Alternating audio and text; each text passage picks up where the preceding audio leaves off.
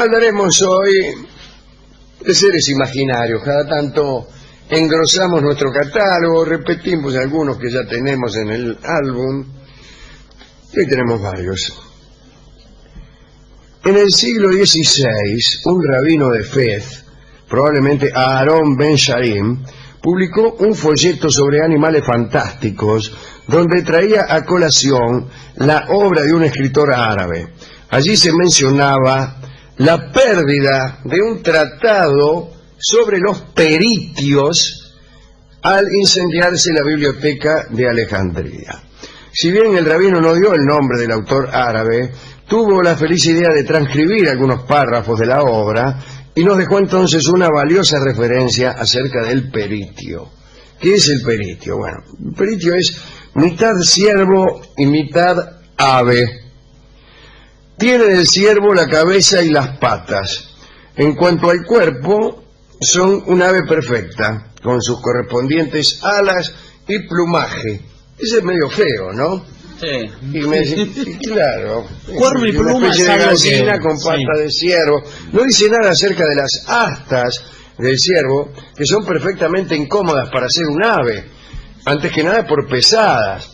No es aerodinámica. Claro, no es aerodinámica para nada y además el si peso... quiere volar entre los árboles con las astas. No, imagínese, no puede levantar vuelo, tiene que carretear 1500 metros un peritio para levantar vuelo con sus astas. Pero probablemente las astas sean un agregado mío. Dice, su más asombrosa particularidad consiste en que cuando les da el sol, me gusta el inciso cuando le da el sol, o incluso el inciso allí donde no le da el sol. Sí. Dice, cuando les da el sol, en vez de proyectar sombra de animal, proyectan la sombra de un ser humano. ¿Cómo puede ser? Ahí ya me empezó a agarrar el miedo. Es que el ser humano... Yo veo un ave con Sí. patas y cabeza de ciervo y digo, qué porquería y nada más.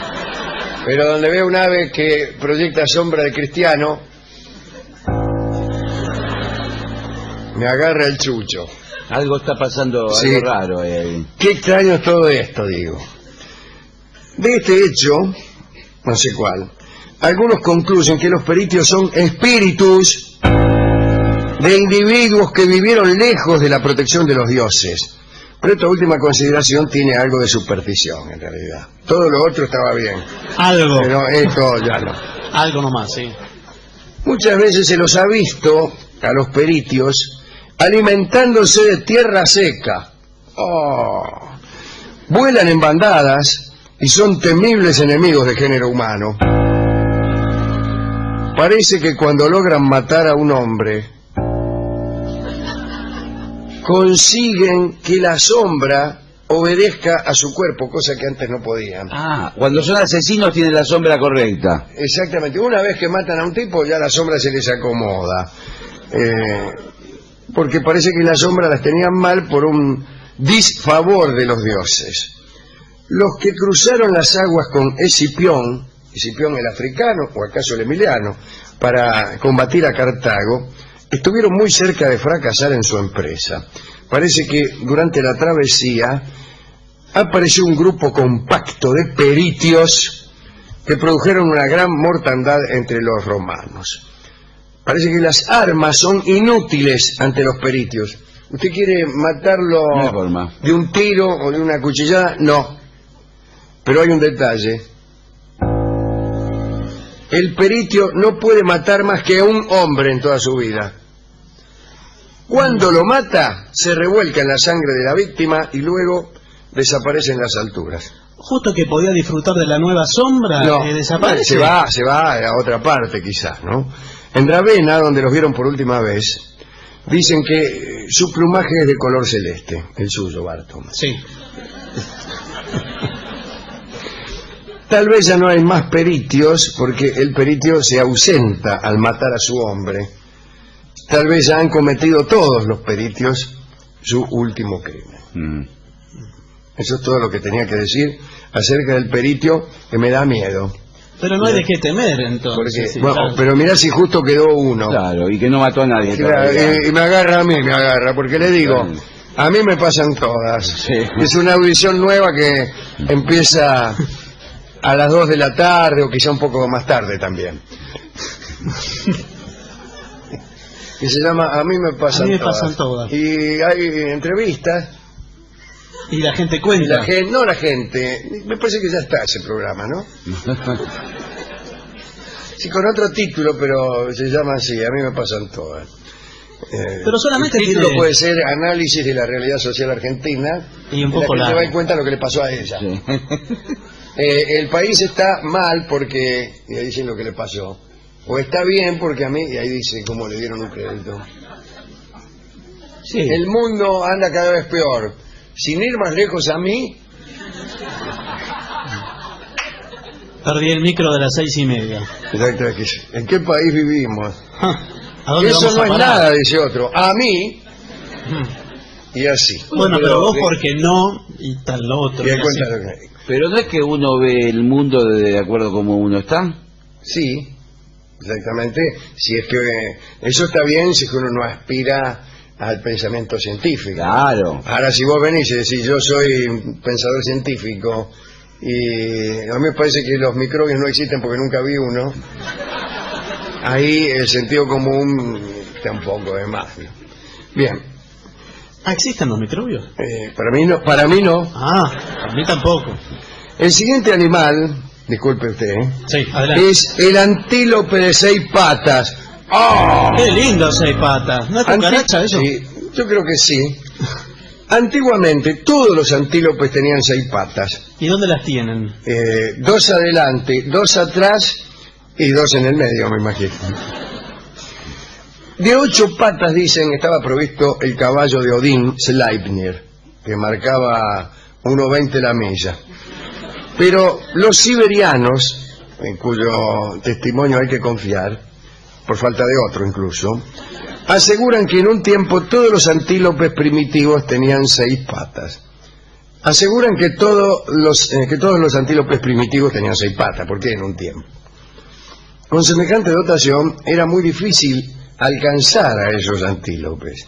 Entonces el cazador divino Tumpog, era un héroe siberiano, fabricó unos patines especiales con la madera de un árbol sagrado. Encontró ese árbol porque era un árbol que crujía. Y los perros de Tumpog, que tenían un oído muy fino, escucharon el crujido y le indicaron a su amo el lugar. Entonces Tumpog diseñó unos patines que se deslizaban a una enorme velocidad, más o menos como una flecha, a la velocidad de una flecha. Una flecha debe andar a 300.000 kilómetros por segundo. más o menos. Supera la Parece luz. que incluso tuvo que ponerle unas cuñas de otra madera, de otro árbol, ¿no? Para que frenaran un poco los patines, porque eran unos patines que ríase de mi hermana. Finalmente, Tumpog persiguió a un antílope de 6 patas por todo el cielo, hasta que finalmente el antílope se dejó caer. Tumpog le cortó las 2 patas traseras, Quedó con 4. quedó con 4, y dijo: los hombres son cada día más pequeños y débiles. ¿Cómo van a poder cazar antílope de 6 patas si yo mismo, que soy un héroe, apenas si lo logro con el hilo de una pata? Desde entonces, conforme al darwinismo más elemental, los antílopes tienen 4 patas. Claro, a partir de que le cortan las patas a uno, A toda la especie, siguiendo un darwinismo equivocado, pero mucho más eficaz, Ujú. toda la especie ya tiene 4 patas. Ah, mire usted. Antes eran así las cosas, no como ahora. Y no le vuelven a crecer. No. Siguiente animal, A ver. la peluda. Ah, sí. Lo tengo visto. A orillas del Huisne, que es un arroyo de apariencia tranquila, cerca de la ciudad de Bernard, merodeaba durante la Edad Media la peluda. Ajá. Este animal, ¿Cuál? la peluda, había sobrevivido al diluvio, y sin embargo sin haber sido admitido en el arca de Noé. Sobrevivió, anda a saber cómo. Pero no lo... Me no- imagino que el aspecto era bastante feo, que hasta Noé dijo, no... Le diré cómo, mire. Era del tamaño de un toro, más o menos. ¿Vio un toro? Sí. De ese tamaño. Enorme. Enorme. Tenía cabeza de serpiente. Ah, qué feo, qué chiquita para ese... Que sí, para un toro es una cabeza... Y más si tiene que llevar los cuernos correspondientes. Me imagino que estaría en perpetuos problemas. Tenía un cuerpo esférico de plumaje verde, es decir, a lo que menos se parecía era un toro. El tamaño nada más. Sí. Y estaba armado de aguijones cuya picadura era mortal. Mm. Las patas de la peluda Sí. eran anchísimas, patas anchas. Cuando se enojaba, lanzaba llamas, no se sabe por dónde, Sí. pero por cualquier parte me da lo mismo a estas alturas. Sí, total era esférico. Así. Claro. Llamas que destruían las cosechas. De noche saqueaba establos. Cuando los campesinos perseguían a la peluda, ¿Cuál? la peluda, se escondía en las aguas del arroyo Huisne, al que hacía desbordar, solamente por meterse, ¿no? E inundaba toda la zona, contradiciendo el principio de Arquímedes, que a lo sumo hubiera permitido el crecimiento del arroyo en un volumen parecido al de un toro, insuficiente para inundar toda la región.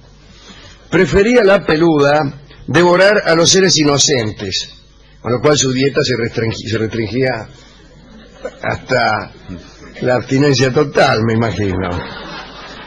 Elegía principalmente a doncellas y niños. Qué cruel además, Sí. pero bueno.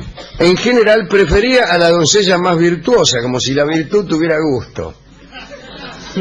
Lo tienen. ¿Y a qué sabe la virtud?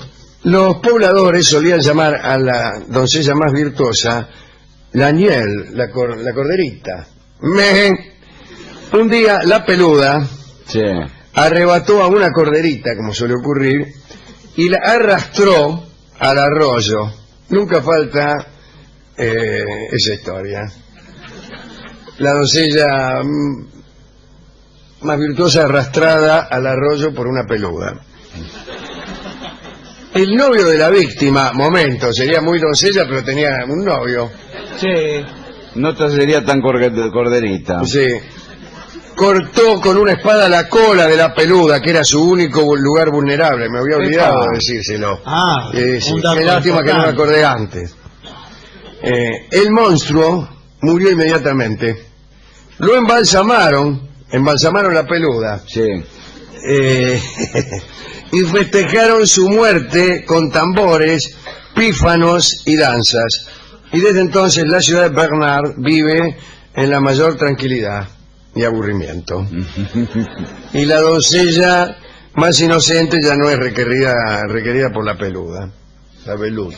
Ya nadie va al arroyo, nada. Nada. Tengo una pregunta, ¿se conserva el cadáver embalsamado de la peluda? Probablemente sí. En realidad deben tener, qué sé yo, cualquier cosa embalsamada ahí y te la muestran y dicen, mirá, Un bombo de güero. De cuero. ¿qué es esto? La peluda. Sí, sí. Incluso en las inmediaciones de Bernard es un chiste habitual entre los pobladores que ante la pregunta ¿qué es esto? Invariablemente se conteste la peluda. No importa el objeto por el que uno pregunte. Che, ¿qué es esto? La peluda, contesta. Los bufniks son seres ideados por una tradición rabínica que expuso Max Brod. Aquí en la Tierra, hubo siempre 36 hombres rectos cuya misión es justificar al mundo ante el Señor.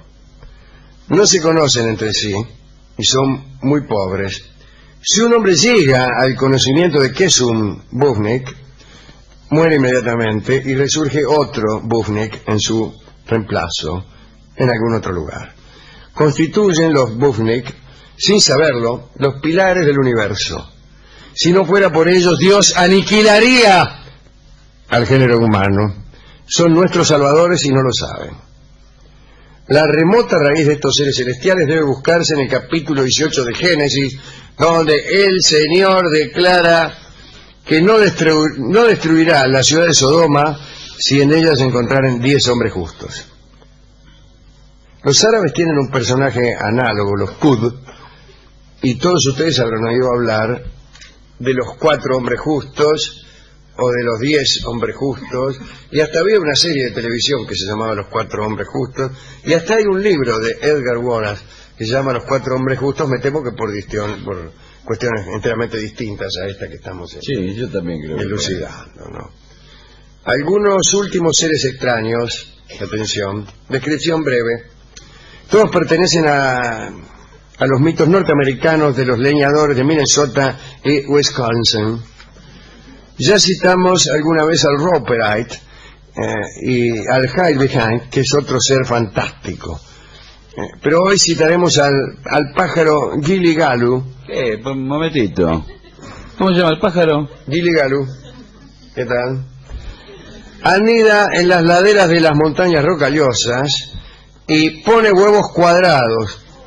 ¿Y cómo los pone? Con gran esfuerzo. Los pone cuadrados para que no rueden y se pierdan. He aquí otro aspecto de la teoría darwiniana. Claro. El Pinnacle Grouse era un pájaro que tenía una ala sola. ¿Y cómo volaba? En círculos. Daba infinitamente vueltas a un mismo cerro, el Gufan. Tenía una ala sola y daba vueltas así. Una vida terrible.